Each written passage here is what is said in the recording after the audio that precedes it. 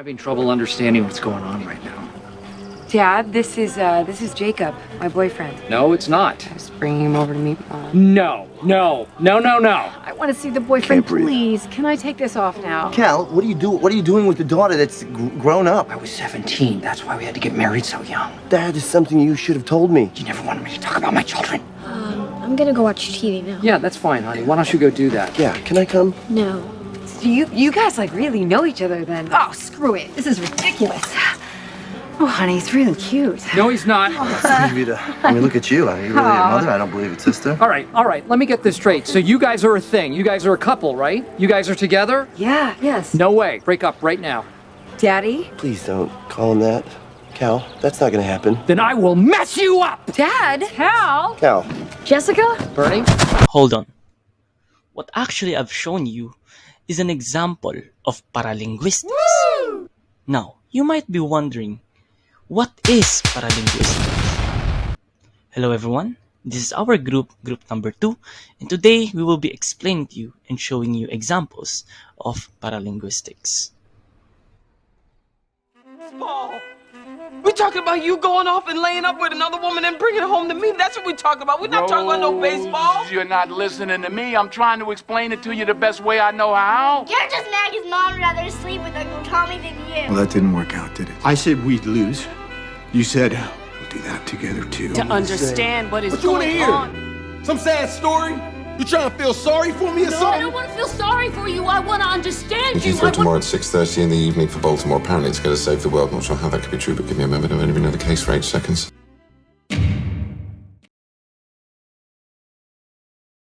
So, paralinguistics refers to the nonverbal elements of communication that accompany spoken language. This includes aspects such as tone of voice, pitch, volume, intonation, rhythm, and speed of speech. Paralinguistic cues can convey additional meaning and emotion beyond the words themselves, helping to enhance understanding and convey subtle nuances in communication. These cues play a crucial role in interpersonal communication, influencing how messages are perceived and interpreted by others. Around the world, remember that? Whether it impacted our precious freedoms.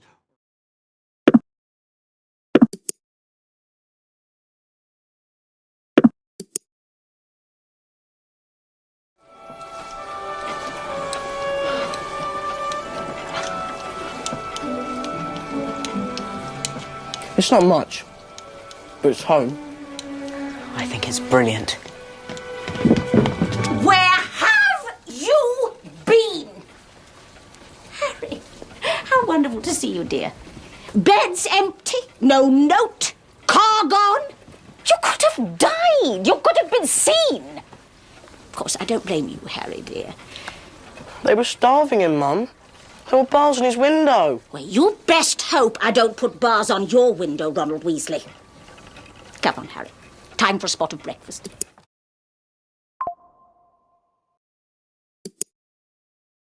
So, as you've seen in the movie clip of Harry Potter and Chamber of Secrets, there's a lot of factors to consider when explaining the paralinguistic that used in the movie clip. The first one is the tone of voice. Mrs. Weasley's voice may sound tense, strained, or shaky, reflecting her emotional distress or anxiety about the safety of her family and Harry Potter. Her tone may convey urgency or concern about how she communicates with others about the situation. Second is the speech rate. Mrs. Weasley's speech rate may increase with faster delivery and shorter pauses between words or phrases. This heightened tempo reflects her heightened emotional state and sense of urgency in expressing her worries or conveying instruction to others. The third one is the volume. Mrs. Weasley's voice may become louder and more powerful when expressing her concerns, particularly if she is trying to ensure that her message is heard and understood amidst the chaos and confusion of the situation. The fourth one as nonverbal cues. Mrs. Weasley's facial expression, gestures, and body language may also convey her worry, such as furrowed brows, tense jaw, fidgeting, or pacing. These nonverbal cues can provide additional context and emphasize to her verbal communication, understanding the depth of her concern. Overall, Mrs. Weasley's paralinguistic cues when she is worried serve to highlight her emotional state and effectively communicate her feelings of anxiety, urgency, and protective instinct for her family and loved ones. Listen. Listen. Terrible things are about to happen at Hogwarts. Harry Potter must not stay here now that history is to repeat itself. Repeat itself? You mean this? In this given scenario, we can refer to their action of whispering as altering the volume of their voices. Since they are whispering, their voices are not as loud in comparison to the normal voice of talking. This indicates that the message that they are trying to deliver is somehow classified or possibly a secret. And we can correlate this to the type of nonverbal communication, namely paralinguistics, which refer to the use of vocal communication that is separate from actual language and is known to be powerful due to the ability to alter your voice depending on the meaning of the message that you want to deliver.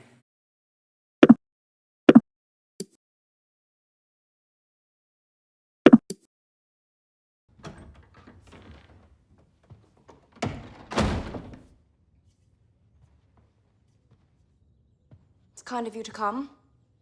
Why would you say that? Well, I think even my sternest critics would concede that my first solo trip has not been a disaster, that I didn't fall totally flat on my face. So I can only imagine, hope, that you've come here to apologize, to eat your words, and congratulate me. Your capacity for self-delusion never ceases to amaze me. We're all glad you're back where you belong without too much damage having been done. You have 2 sons that need you. Our sons have easily survived me being away 4 days. I'm not sure one can say the same for the rest of us. The exquisite selfishness of your motives and the calculated vulgarity of the antics, knowing full well the headlines they would get. Antics? Grandstanding like that. You think we couldn't do that too? Theatrically hug the wretched and the dispossessed and cover ourselves in glory all over the front pages. I doubt it. You barely find it in yourselves to hug your own. I hug who I want to. I hug who I love. Particularly when they are affected by the selfishness of others and need cheering up. Who are you referring to? Camilla. Why would I care about her? Because I care about her! Morning, noon, and night I care about her! And you hurt her. And if you hurt her, you hurt me.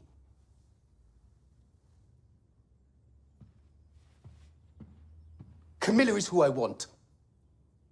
That is where my loyalties lie. That is who my priority is. Not the mother of your children. Don't bring the boys into this. All right. Not the woman you married! I refuse to be blamed any longer for this grotesque misalliance! I wash my hands of it!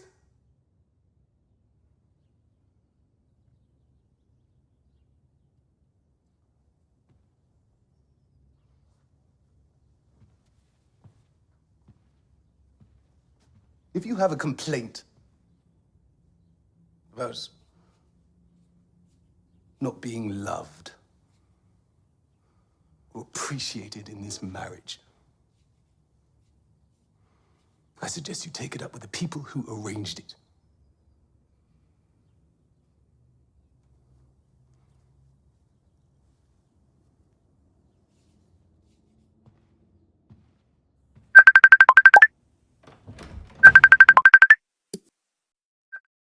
In this scenario, the couple was arguing about the husband's mistress. Charles was upset with Diana for offending his mistress, He raises his voice in rage at his wife. He insists that he cares more for her mistress than he does about his wife. This video shows that raising your voice to express your anger towards someone is an example of paralinguistics. It also shows that paralinguistics helps to emphasize or change the meaning of our words to help convey our emotions. You're being so much like your father. Do not compare me to my father. I didn't compare you to him. I said you were acting like him. You're exactly like your mother. Everything you're complaining about her, you're doing. You're suffocating Henry. First of all, I love my mother. She was a wonderful mother. Just repeating what you told me. Secondly, how dare you compare my mothering to my mother? I may be like my father, but I am not like my mother. You are! And you're like my father. You're also like my mother. You're all the bad things about all of these people. But mostly your mother. When we would lie in bed together, sometimes I would look at you and see her and just feel so gross. I felt repulsed when you touched me. You're a slob. I made all the beds, closed all the cabinets, picked care of you like an makes me infant. want to peel my skin off. You'll never be happy. And now lay her anywhere. You think you found some better opposite guy than me, and in a few years, you rebel against him because you need to have your voice. But you don't want a voice. You just want to fucking complain about not having a voice. I think about being married to you, and that woman is a stranger to me. I mean, we had a child's You've marriage. regressed. You've gone back to your life before you met me. It's pathetic. People used to tell me that you were too selfish to be a great artist, and I used to defend you. They were absolutely right. All your best acting is behind you. You're back to being a hack. You gaslighted me. You're a fucking villain. Oh, you want to present yourself as a victim because it's a good legal strategy? Fine. But you and I both know you... In this movie titled Wedding Story, a man and a woman is arguing about on how the woman acted similar as her parents. The woman, who started with a low tone, gradually increases her tone as a sign of anger emotion. Meanwhile, the guy in this movie also started in a neutral tone, but gradually rises up his pitch while speaking slowly because he is explaining his point to the girl. And also, he gradually spoke louder throughout the scene because the girl also spoke loudly. This clip are titled Shell of a Woman from the movie Revolutionary Road, set in the 1950s, starring Leonardo DiCaprio and Kate Winslet as Frank and April. They can be seen arguing. Fucking insane! Do you know what the definition of insanity is? No! Do you? Yes, it's the inability to relate to another human being. It's the inability to love.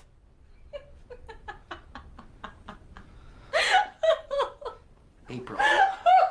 April.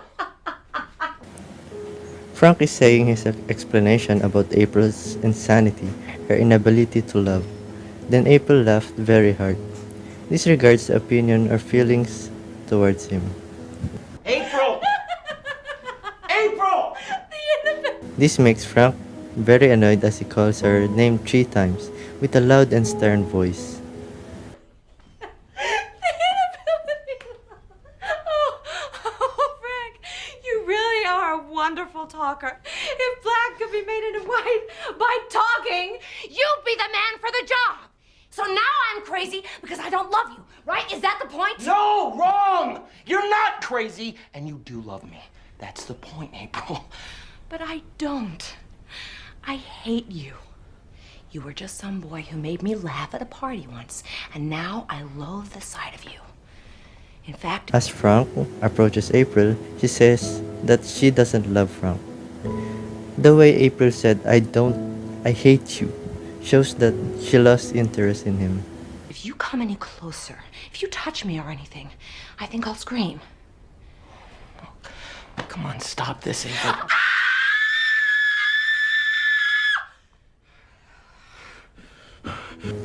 She will scream if he touches her. Frank touches her shoulder that leads to April screaming on the top of her lungs. That made Frank shut his ears with his hand. This made Frank very annoyed and more angry with her. April! Fuck you and all your hateful... What are you gonna do now? Are you gonna hit me to show me how much you love me? April runs away to the other room as Frank shows aggressiveness to his tone and movement. April blocks him with a chair, but he grabs it and smashes it. This makes her very scared that she slowly backs away, shaking.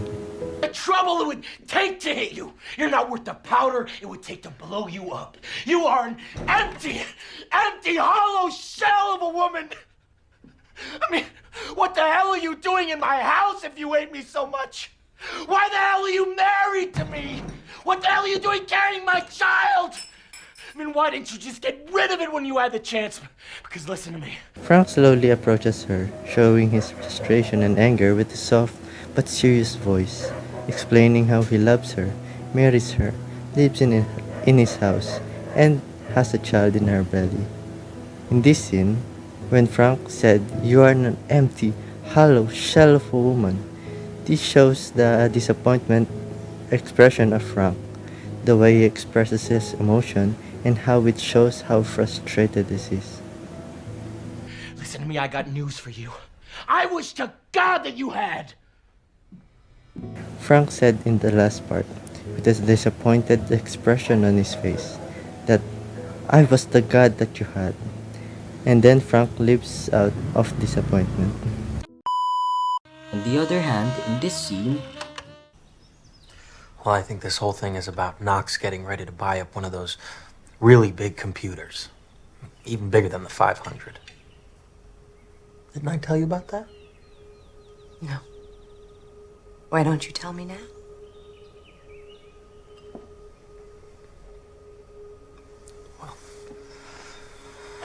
You know, basically it's just a big fast adding machine. Only instead of mechanical parts, you see, you've got thousands of individual vacuum tubes.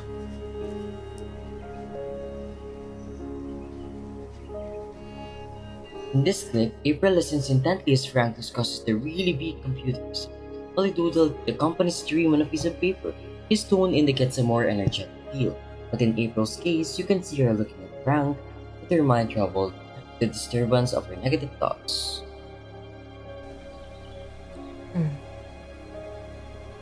I see. Listen to how she says, "I see." I see. It gives a more comforting tone when she says it, but her speech is limited because of the lack of interest in her husband's topic. She also says it again in this part. At least I think I see. Moving on to this clip, Yes, it's really kind of interesting, isn't it? I don't know. as she says how it is kind of interesting with curiosity, she looks at him, but with a blank serious face, indicating that the words are not what she wants to deliver. Yeah, I guess it is kind of interesting in a way. Frank's face lights up, unaware of April's inner turmoil. You should value what you do, Frank. You're obviously good at it. She speaks with a slower modulation and a softer tone, her speech suddenly rising towards the end to portray submissiveness. They share a smile with a little uncomfort. Then, at the end of the scene,